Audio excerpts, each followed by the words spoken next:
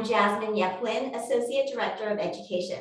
We are pleased to share this free online series that captures the views of company dancers, choreographers, musicians, designers, and other artists. Points of View events are pre-recorded and released on YouTube and Facebook on the Monday before each program's opening night and continue to be available online until the end of the 2023 season. Today's Points of View will explore Helgi Thomason's production of Giselle, which runs from February 24th through March 5th. This Points of View will be moderated by dance educator Mary Wood. Mary has moderated Points of View programs since 1986 and Meet the Artist interviews since 1995. She received a BFA from the University of Utah and performed with Ballet West under the directorship of Willem Christensen. She has taught children's and adult ballet technique and ballet history at San Francisco Ballet School and was the principal lecturer for community outreach efforts in the 1980s. Today's guest artists are principal dancer Jennifer Stahl and corps de ballet dancer Nathaniel Remez. And now let's hear their points of view. Thank you, Jasmine. I'm delighted to be in conversation today with Jennifer Stahl and Nathaniel Remez. I will now introduce each of them, old acquaintances that I feel they are. Jennifer Stahl trained in Southern California with Maria Lazar's Classical Ballet Academy and then at San Francisco Ballet School, joining the company as an apprentice in 2005. And the corps in 2006. She was promoted to soloist rank in 2013 and principal in 2017. Her repertoire is too lengthy to list, but she has danced the full range of classical, neoclassical, and contemporary works in our broad repertoire. So welcome, Jen. Thank you for having me. Nathaniel Remez hails from Washington, D.C., where he trained at the Maryland Youth Ballet before coming to the San Francisco Ballet School. He was part of our prestigious trainee program before joining the company as an apprentice in 2016 and the corps in 2017. He's performed also the full range of our repertoire and has appeared particularly in a number of leading character roles, such as Ron Rothbart in Swan Lake, Madge in La Sylphide, and the poet in The Little Mermaid. Oh, and the Mouse King in The Nutcracker. So thank you for being with us and welcome, Nathaniel. Thank you for having us. Before we get into our conversation, I want to lay a little groundwork, some context. When we talk about the ballet Giselle, we're referring to a pretty universal favorite in the canon. It's unquestionably the greatest ballet of the Romantic era. Part of a contemporary repertoire, it challenges a company's grasp of historic style. It demands a highly disciplined corps de ballet. It offers several solo artists the opportunity to portray dramatic and danced supporting roles. And of course, it offers 3 principal dancers, roles exceedingly difficult, both grammatically and technically. So Romanticism, early in the 19th century, there arose the Romantic movement in literature and art and music. It's concerned with emotion rather than reason, atmosphere rather than form. The dominant overarching theme is the pursuit of an unattainable ideal. Romanticism includes a preoccupation with death and dying, and by extension, with the supernatural, the spirits which inhabit the world on the other side. So played out in Giselle, we have the pursuit of an unattainable love, the power of transcendent love, and quite distinctively, we have the element of the supernatural. The ballet premiered in 1841 at the Paris Opera. It traveled, as ballets did, to Russia, where several versions were produced over time by Marius Petipa, and then it ultimately worked its way to the West. Here's the basic story. The setting is a Germanic village sometime in the historical past. A charming village girl, Giselle, is being wooed by a mysterious stranger staying in a nearby cottage. In the course of the action, we learn that another villager, Hilarion, is also in love with Giselle. And then we learn that the stranger is in fact the noble Count Albrecht, betrothed to a noblewoman, Bathilda. And when this is revealed to Giselle, her heart is broken, she loses her mind, and she dies. So in the second act, we are near Giselle's grave out in the forest, and we meet the Willies, spirits of women who have died heartbroken, probably on the eve of their wedding. And they are led by their queen, Myrtha. They understandably hate men, and it's their practice to kill any man who encounters them in the forest at night. And Giselle is being initiated as a Willie. So first, her grieving beau, Hilarion, wanders into the forest toward her grave, but he's caught by the Willies and sent to his death. And then Albrecht appears, and Giselle's spirit appears to him. And of course, they're caught by the Willies, and Myrtha commands him to dance until he dies. Giselle intervenes and through her own dancing manages to keep him alive until dawn, when the Willies lose their power. In the ultimate romantic ballet resolution, her love has transcended death and he is saved. Into this context, you come as characters. I would like to ask each of you just to reflect, what is your very first memory of the ballet Giselle, which we've now established as being one of the great ballets in the canon? Why don't we start with you, Jen? Just your first memory of the ballet. My first memory was I danced the first act variation of Giselle for competitions when I was very young. But my first interaction with the full length Giselle was actually here when I was in the school. The company performed it, so I got to see it live. That was my first experience with the full length production.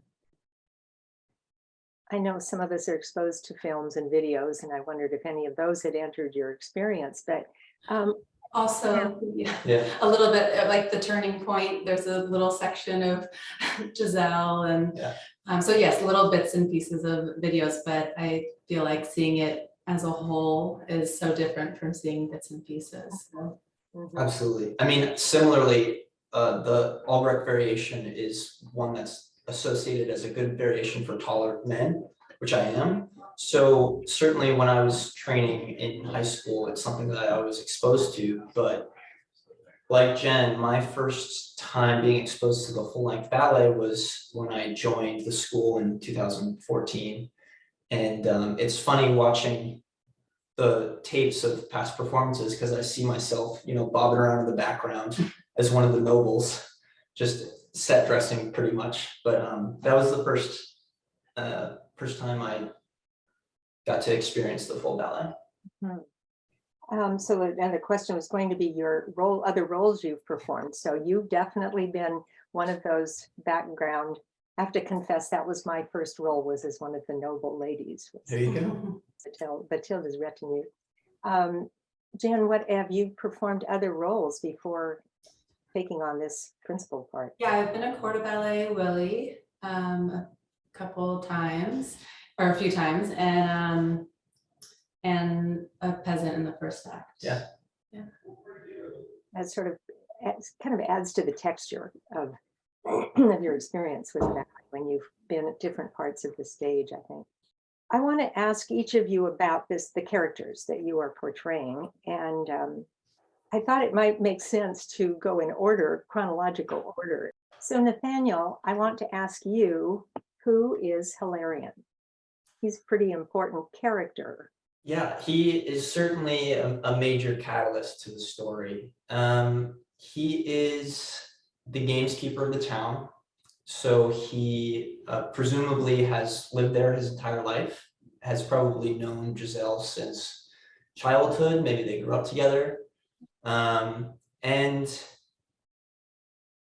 he's an interesting character because obviously he's not the main love interest, but he has a genuine and pure love for Giselle. He certainly is a provider. The very first scene in the ballet is him coming back from his morning hunt, and he leaves a game bird on Giselle's door. So he's providing for them. And at his core, while he is simple, He certainly has a good heart and wants the best for Giselle, which obviously becomes a point of issue later in the ballet when he sees the stranger and Giselle kissing and flirting and obviously attracted to each other, and he's very wary of this stranger and is genuinely like, no, Giselle, we're in love and I'm going to take care of you, and we don't know who this person is, and just be with me and everything will be fine. But things things move along. Yeah.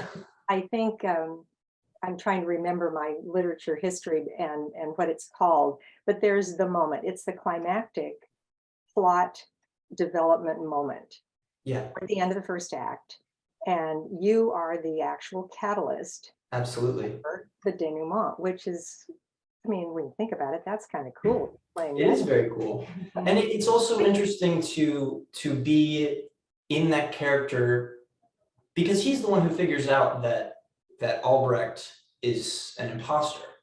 So he's the one who puts it all together. He ends up finding Albrecht's sword, which is not something that a peasant would typically have. And that's proof that Albrecht is a nobleman, not a peasant like Hilarion or Giselle. And once he, I'm just going to say, in some versions, it has the family crest. the crest, yeah. So he recognizes that, yeah. Yeah, there's a moment where he puts together, he has the sword in one hand, it has the family crest, and he finds the horn that's used to signal the Duke and the hunting party. And they have he looks at the horn and he looks at the sword, and they both have the same crest. And he says, oh, I got this guy now. Yeah. I figured it out. So can you just actually talk us through that moment? And it's after the dancing has taken place and everybody is, you use the horn to summon the Duke. Yeah. And then the music by Adolphe Adam gets very exciting. And just a sidebar, Adam is considered the first composer in the ballet canon to use thematic material and what they call leitmotif. And so if you think about it, each of the characters in the scenes has a thematic Yeah. picture. So anyway, you call everybody together, and then and that is just so exciting. Yeah. There's that moment of There- revelation, and the music is just right under you. So just talk us through that. Sure. Well, I mean, going from the moment there, after Hilarion presents the sword to Giselle and says, hey, this sword belongs to the guy that you've been hanging out with, there's a little bit of denial, and he goes and gets the horn and calls the Duke and his hunting party. And they have their motif. The same music when they come on earlier starts playing again. And there's the moment where Albrecht kisses his fiance's hand, everything kind of falls apart. And we actually switch back into not only some of the musical motifs that are used when Giselle and Albrecht are dancing together earlier in the act, but also some of the choreographic motifs as well. So there's a wonderful through line where she's thinking back.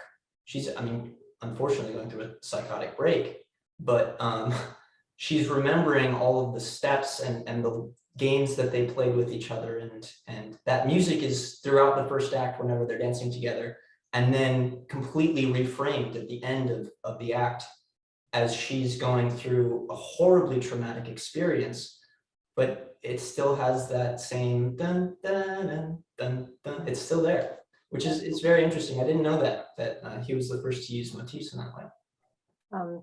Back to the moment, they're kissing and you do your thing, the reveal. Yeah. I was just hoping that you could talk us through like that little conversation that happens when you say, he doesn't love you, I do. And she's, Yeah. When I reveal the sword to her, yeah. well, I guess contextually, you have to understand that there's a moment when Hilarion first discovers Giselle and Albrecht together, it's confusion of what are you doing? Why are you doing this? This guy, we don't know who this is. And he loves her romantically. But there also, I think, is an element once we, for me at least, once we get into the end, kind of the climax, there's kind of a responsibility of, even if you don't love me, this person is deceiving you, excuse me. So there's kind of a responsibility, and I don't necessarily think that it's about winning the girl or being right. It comes from, as far as I'm concerned, a place of genuine care of, I care about you and this person's lying to you. And I think he's expecting a change of feelings from her. Obviously, it doesn't go that way. But it is a very powerful moment that you have to come at with the correct intention to provide the texture that's necessary for the story to be as powerful as it is. So it's really Hilarian's actions, and this is very choreographed. It's very in the music. Mhm. It's Hilarian's act, the reveal at this moment, that precipitates her mad scene, her Yeah. psychotic break, if you will, Yeah. and her death. Yeah. And before she dies and the curtain comes down and we go on to the second act. Yeah. I did want to get you to just talk about your preparation for the role in terms of developing this character. You obviously have thought a great deal about who he is. Yeah. I have, in doing some historical research, discovered versions in which, from the first moment, Hilarion is a villain, Yeah. coarse and unpleasant, and she doesn't want to have anything to do with him. And you've clearly chosen the other side of that coin. Absolutely. Is this your own choice? Are you being coached to this interpretation? So we are being coached, but we do have, at the end of the day, some agency in the direction that we want to take the character. For me, I think that just personally, making Hilarion the villain is very one-dimensional. I think that in life, there are layers to people, and to some extent, I don't believe in the antagonist and protagonist narrative, because when I'm doing a character, I'm the protagonist of my story. So maybe from the audience perspective, there is a good guy and a bad guy and all that stuff. But for me, I've decided that Hilarion's intentions are nothing but good. I think at his core, he's a good person. I don't think that he's thinking about the ramifications of his actions. But from what I've developed, I think that it adds a better dimension to, not a better dimension, but a more interesting dimension to the story, to not have him be just out to get Albrecht because he hates him and wants to win the girl. I just think that it gives more texture, and it also creates an interesting dynamic between Giselle and Albrecht, because Hilarion isn't just a heel anymore. He's not just a bad guy. It could be interpreted as Albrecht's actually the bad guy, because he's the one who's lying and deceiving. So good guy, bad guy. I think that sometimes we throw around those words in a way that it cheapens the roles. It cheapens the role, and we can add so much more texture to everything if we understand that these are characters, but they're humans, and there's good and bad in everyone, and playing with that and which side is coming out more and the intention behind their actions just makes for a more compelling and interesting story for the audience to watch. And relatable in so many different ways. Absolutely. I mean, I love what you just said, because I think Myrta as well is often just like is she just pure evil? And I think no, she is a protector, and There's she's also context, been yeah. betrayed, and she's cold, and she has been strengthened by that betrayal. But she's the queen of the sisterhood of Willies, and yeah, it Absolutely. just, there's so many more layers that can be Yeah, revealed and broaden, yeah, the storylines, the relationships between that character with the other characters, when it's not just good, bad, or Yeah. and also at the end of the day, I try and put as much of myself into any character that I do as possible. And I don't think I'm too bad of a guy, but it just feels more genuine to approach it from an honest place. And if it's comfortable for me, it's more believable for me. And if it's more believable for me, it's more believable for the audience. Absolutely. Well, I want to turn to Jen more officially now and Mirta, but Daniel is going to make, or I should say Hilarion is going to make an appearance in the second act. But let's move to your character, Mirta, the Queen of the Willies. You've already sketched a little bit about who she is, but maybe say a few more words about this myth and the definition of the Willie. Yeah, well, like I just said, that she also was betrayed, and now she's the queen of the sisterhood, and she is very vigilant of her realm and the forest, and protective of herself and the other Willies, women around her. And she wants, I think, a little revenge, a little justice. And it's really not like she's seeking out men to kill. I think they're intruding in on their space. And I think that's a big difference, because we're always watching, and it's something that's been talked about in rehearsal. You're always vigilant, and this is your land and your earth, and yeah, little different approach. But she's very powerful, and in some ways she's already dead, so she's not invincible, but there's a strength to that as well, because she's not threatened in the same way. There's like a less vulnerable, she's less vulnerable, but she's still, I think Giselle cuts through her coldness and kind of the numbness that she's developed over her who knows how many years of being dead, and kind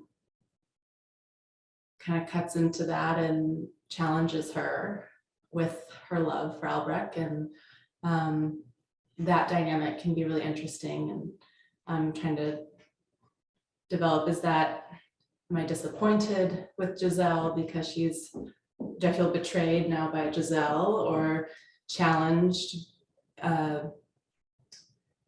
and threatened because here's this new Willie that's kind of threatening our way of being and threatening our ritual, and not going with the program kind of thing, and also reminding me about love and true love, and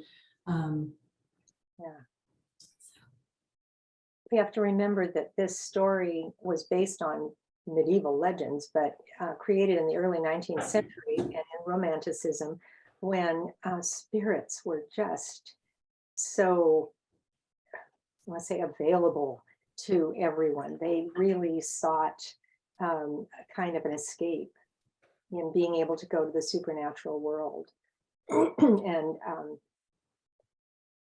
the audience at that time really would have understood the essence of these spirits, their world, and your command of them.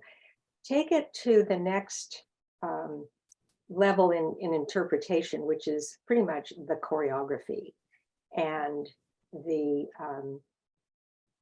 actual, well, the steps, the gestures, the actions that you're asked to do. That choreography is just legendary in the ballet canon for being ridiculously difficult. Yes. Describe, how do you balance being a supernatural creature who is lighter than air, doing that, excuse the expression, gut busting stuff that you have to do? Yeah, it is definitely one of the most challenging roles, stamina wise and just strength and endurance and all while maintaining composure and the character that you want to portray. And but I think over the years, because I've now done Myrta in a couple seasons and on tour, and I think really appreciating how the steps, the purpose of the steps, and letting that also aid me in executing, because we enter with bouets across the stage, and I think that's just setting up the scene of the willies, the otherworldly, just roaming that land. And then we scan across with the promenade and either the penchés, like reaching towards the earth where all the willies are about to rise from, and all the jumping, trying to feel more like flying, and also the strength. I mean, it is so challenging, but I guess trying to appreciate that it's meant to be strong. She's a strong female character, and to kind of take pride in that. And yeah, I mean, I feel very accomplished when the ballet's over, and so to kind of not enjoy that pain, but it's part of it, and having that grit to make it through, and and then just breathing through it. And kind of the first part can be a little more meditative and sort of waking up, and now that I have a little more experience under my belt, trying to learn how to pace myself and still deliver just as much effectively, but sort of pace and know where I need to push physically versus for the character, and what reads the most effectively. You have a very important role in the drama, so there are some actions that you're required to take. And I was sort of thinking about the difference. Hilarion gets to play a real live person, and he gets a lot of sort of histrionics. Myrta, it's very ritual, and it is ritual that you are performing in, and yet you have to advance the story. So say a few words about mastering the mime, let's say, that you're asked to tell your part of the story, but using very traditional language and gesture. Yeah, it takes rehearsals to figure out what reads the best, especially for each individual body and dancer, and but utilizing the music, of course, the timing of the mime, and interacting realistically with Giselle or Albrecht or Hilarion, and allowing that space for it to read to the audience with these somewhat simple gestures, and also just even in, I like to think even in my posture or the way the arm is shown versus being soft, like the smallest changes can just change the tone of that sentence. Can you I demonstrate? mean, so similarly, I've been really enjoying discovering in the first act when Hilarion is putting it all together. Obviously, we have music and points that we have to hit, just so that we stay on time with everything else. But something that I've really been enjoying is when he's putting things together and he's still confused, but kind of figuring things out, the timing of the pantomime in terms of maybe making the gesture slightly early or slightly later than the music adds a whole new dimension to portraying what the thought process is. So similarly to how soft or how sharp or, you know, how big or how small, there's so many little ways that you can make a relatively simple vocabulary say so much more. And it's really, honestly, it's a lot of fun to discover and play around with. Jen, do you have space there to demonstrate you will dance until you die? Just did this earlier. Okay, perfect, yeah. Like, you are here, dance, die, go. Oh, yeah. There it is. We gotta leave them wanting a little bit more. You guys gotta Yeah. come and see us live. So you and Hilarion and Mirta actually have a brief interaction Yes. when he wanders into the woods, and you pretty well take care of him without a whole lot of No one's defending him. No. Giselle hasn't. I'm on my own. She hasn't come Yeah, to so defend him yet. just describe how you approach that brief little interaction, first from Mirta's point of view. Yeah, I think it's a little more of kind of displaying what our typical ritual would be with a male intruder.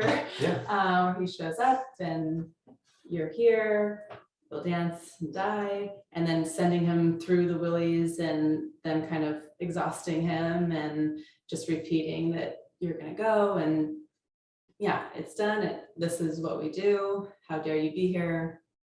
Get out of here. And Yeah.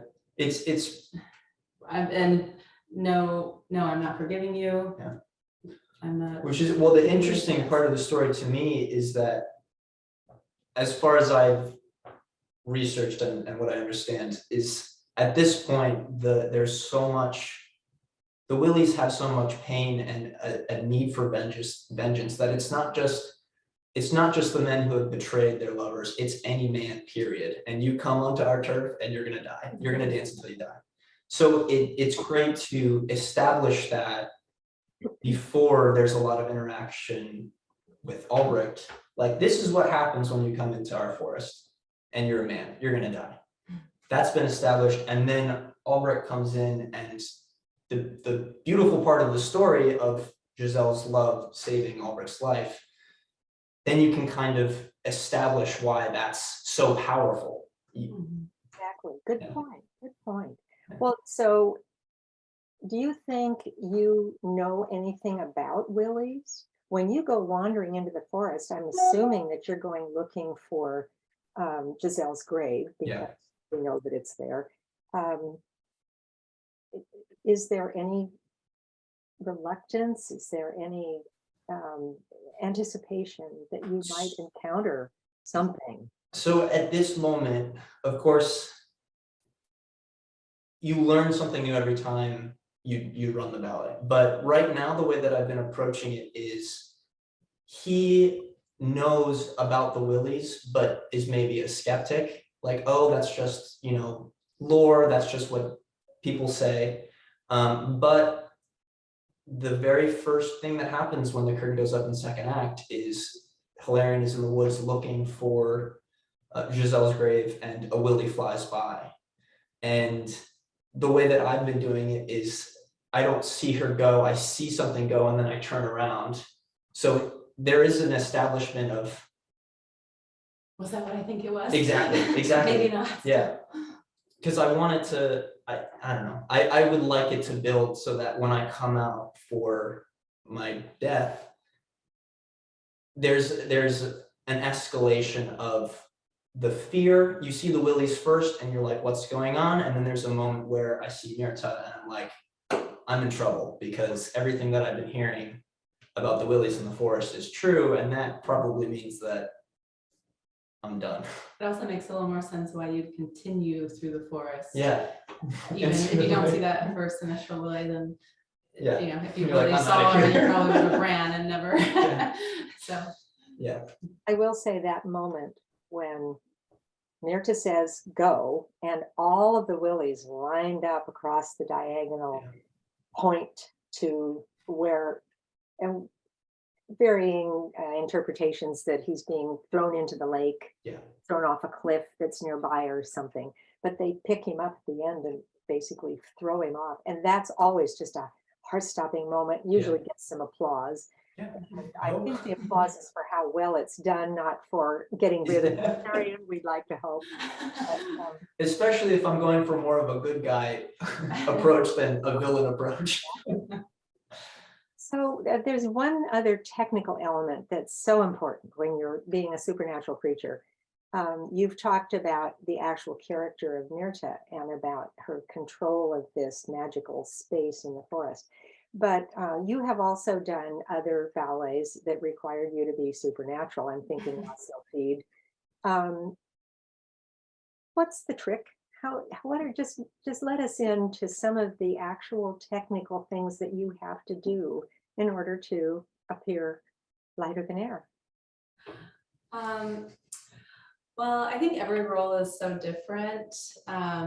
I kind of similar like what we were saying earlier, instead of just evil or good or supernatural or human, I think kind of really diving into the individual character. And yeah, having superpowers is a really fun layer to get to explore. And what does that mean? And how can I portray that with and how am I able to affect the other people on stage, or how would that read? Or I think it's just a really fun thing to play with and kind of decide what that means. And I think just committing to it and not being afraid to really dive into it, because I think if you hold back, it shows and it's not believable, and it looks like you're playing a part versus being the part. So that's kind of what I try to do. I'm thinking even more about ballet technique Oh, or the bra.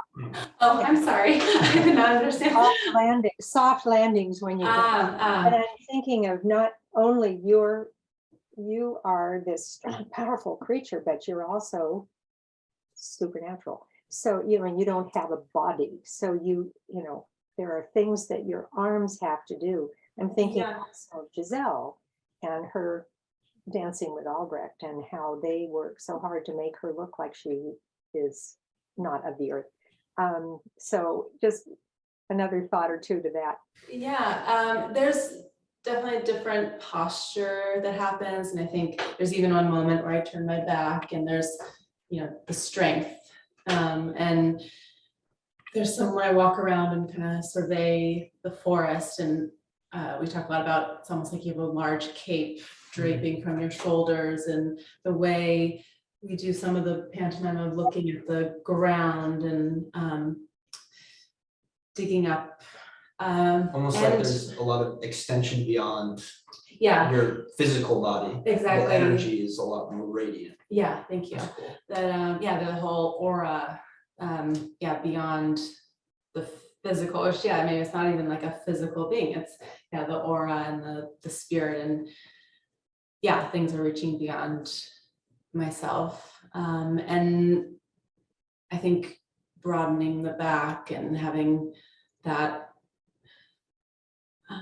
almost like floating under the arms and trying to land jumps as softly as possible, and to maintain that strength and security. I'm sorry. Helps. Oh, the costume, It's just floats, and it's like the air goes right through you and through the costume, is how I always think of it.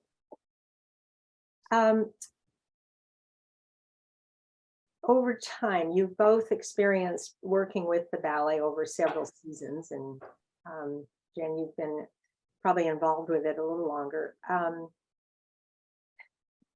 Have there been, over these seasons and years, any moments that when you are you're talking to your grandchildren and you're saying, oh, there was the time when, funny, poignant, anecdote, aha moment, either of you can jump in with something that is always going to bring Giselle back to you.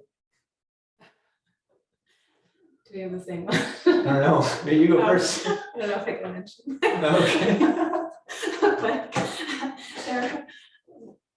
But the first that comes to my mind is when we had 2 dogs in the first Oh, act, goodness. and then they started just using 1 dog. Yeah. Because one was Frisky. frisky with the other dog Yeah. on stage, and they needed to stop the music and take them off. There's certainly so many moments where you have to stop and go, my job is so weird. Like even in Don Quixote, I was doing Don Q, and you ride a horse on stage, and there's a moment where you're just sitting on your horse and you got all this makeup on and a big breastplate and a helmet and a lance, and you're just on stage sitting on an 8-foot horse, and there's 3,000 people looking at you, and you're just like, wow, this is really bizarre. But that's what makes it so wonderful and fun to do. Yeah, live theater. Live theater. Yeah. Have you had the opportunity to perform with, let's say, in a moment, was there a performance that was a standout performance in which you and Giselle? We took Giselle to China. I'm forgetting the year. I want to say, I'm not gonna guess the year, maybe like 2017. But I was supposed to do 1 show the first week and then was just covering for the second week, and ended up going on that day, found out, oh, I'm gonna do, so I thought I was kind of like done, just enjoying Yeah. traveling at that point. And then it ended up being a really enjoyable show. I was so nervous that I felt like I just wasn't expecting to have to dance that week later. But I think just having that, jumping in last minute, and I just remember really enjoying that show in a different way. Yeah. I mean, I don't have one specifically for Giselle, but a moment that really stands out to me is my 2nd or 3rd year in the company. I had the amazing opportunity to dance in John Neumeier's Little Mermaid as the poet, which is one of the principal roles. And looking back, I was so young and I had so much to learn. But at the very, very end of the ballet, it's a long and dramatic and emotional ballet, but it ends with the poet, which was my role, and basically an embodiment of Hans Christian Andersen, and the mermaid, which he's narrating the story, and he's with the mermaid, and there's all these connections with how the mermaid is an extension of him and all this stuff. But at the very end of the ballet, they're on a platform, and it rises up off the ground pretty high, and it's supposed to represent the mermaid being kind of eternalized in the stars. So that there's all these little lights all around, and it's just me and Mathilde was my mermaid on stage, and we're, you know, about 15 feet up in the air, and I just will always remember that as, that's kind of like the moment that I feel like I've been chasing, of having a long and emotional performance, and just having a beautiful moment at the end where you can take a second and appreciate what's just happened on the stage. And it is live performance, so it's fleeting and it's something that passes, but it's something that you share with the people you're on stage with and everyone in the audience. And I just remember that really impacting me, like, wow, this is a beautiful moment, and I've probably been looking for that feeling ever since. Well, may there be many more for you. I understand the question is Giselle. Yeah, That's well, nice to take it. the best I can do is Broaden it, like, yeah, I remember when I was a noble, and actually I do remember this. Okay, I'm gonna go back to Giselle because now I have thought of one. I think Giselle was the first time that I saw Sarah Van Patten take on an emotional, a very emotionally charged role. I'd seen her do Nutcracker and things like that. But I remember standing in the back with my little green hat on, and Sarah's going into mad scene, and she has these huge blue eyes. And there was a moment where we caught eyes for just a second. She was passing through the crowd, and I was like, okay, this is the real deal right here. And that's just always a moment that really stands out to me for Giselle. So I brought it back to Giselle. There we go. Well, I want to sort of bring us full circle and say we've just come off of the Next at 90 Festival of New Works. And this was a time that we were exploring what's new and what lies ahead. Now you are diving into one of the most revered works in the classical canon. We've talked a lot about the technique of it, the acting of it, the tradition of the story. Is it fair to say you're feeling a little whiplash? How does it feel to talk about reverence for tradition versus pursuit of the future? Whichever one of you would like to start. I think my body went through a little whiplash, just adding in the different vocabulary, and yeah, we've been in the new works mode for a while now, and then yeah, just adding in to steps and jumping, and at the same time we do classical ballet technique class every morning, every day. So I partially it's there, it's just more hours added to the day of it. And it's nice to kind of go back and forth, I find, because yeah, just to explore something so familiar now that I've done it a few times, the company has done it a few times, coming off of really discovering these new ballets and trying to mold them into what they are now. And so yeah, it's definitely a change of gears, but I enjoy kind of adding it in now and yeah, coming into something we've done before and Familiar. yeah, and building on it. Yeah. From past experience. I mean, like you said, our kind of base vocabulary is classical ballet. So we do classical ballet class every morning. So that's kind of where when we are creating these new pieces, that is the vocabulary that we start with. So it's not that we're completely shelving the classical elements. Honestly, one of the amazing things about this company is the diversity in its repertoire. And personally, I feel while we have been doing a lot of wonderful contemporary work, this changeover back into classical isn't too horrible, just because we have to do that quite often after many seasons. There's always going to be something very contemporary going on. There's always going to be something very classical going on. And for me, I feel like I've gotten used to it. Being able to switch between, it's not too alarming for me. You're both speaking very clearly from the point of view of being members of this company that has this reputation for this broad repertoire and a comfort level in both ends of the spectrum. Any last comment about your, let's say, just leaning toward preferring doing a classic or preferring doing a contemporary work? Do you have a comfort level, either one of you, in either of those of the spectrum? I mean, I think at this point, I'm fairly comfortable in both. I don't know if it's kind of a case-by-case situation for me. I think the most important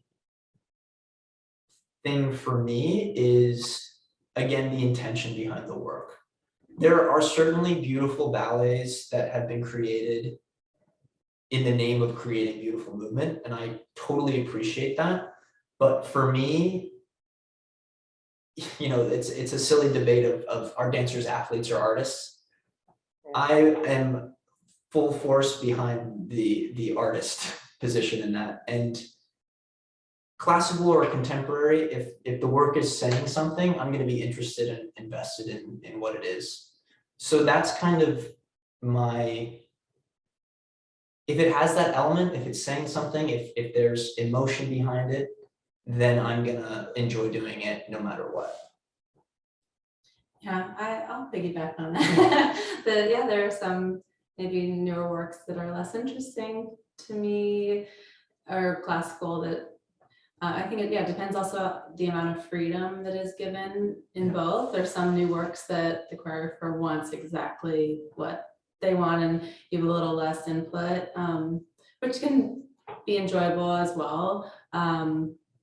But I often find when I can find my version and that's welcomed and supported in classical or a new work within obviously the framework for both, that's when I tend to enjoy myself and my work the most and feel the most comfortable and proud of what I'm delivering. So it really depends. Yeah. I think for the most part, I just try to remain open and just appreciate what comes my way, because every ballet, even if I don't enjoy something, I feel like I learned why I didn't enjoy that and what was it about this that, okay, maybe that's interesting, I didn't enjoy that, or like how did I push through that, and how did I still take it on and make it something, so, and then there's some things that feel Well, very fulfilling. we are almost at time, but I just, if either one of you could give me a yes or no answer. Are you looking forward to the next New Works Festival? Is there a next New Works Festival? I don't know. When is that? In other words, are you looking forward to the opportunity to create new works again? Create new Yes. works, absolutely. Yes. I think it gets really difficult when there's so much. And I love what we're doing and I love the vision of we are San Francisco Ballet and we are on the cutting edge. It's exhausting. And it's a wonderful experience because you get to meet all these wonderful people. But it's a lot of dancing. It's a lot of dancing. Yeah. Which is great. It's what we love doing, but you know. Well, I want to New thank. Works for sure, yes. Yeah. That's probably my most favorite. Yeah. Well, I really, I want Previous to thank question you. as well, I guess. Really thoughtful conversation and learned a lot about the ballet Giselle that I can hardly wait. I do want to refer our audience, as always, to the website where they can get all kinds of background about the piece. And as I understand it, casting will be, I think principal casting is already posted, and I'm sure that some of the next rolls down will be posted before very long. So people can definitely find out when you are dancing and if they want to go and see you perform. Again, thank you so much for being with us today. And I hope everyone enjoys upcoming performances of Giselle. Great. Thank you, Mary. Thanks for having us. Thank you for joining us for this Points of View. To learn more about the performances, dancers, and our many other educational offerings, please visit sfballet.org.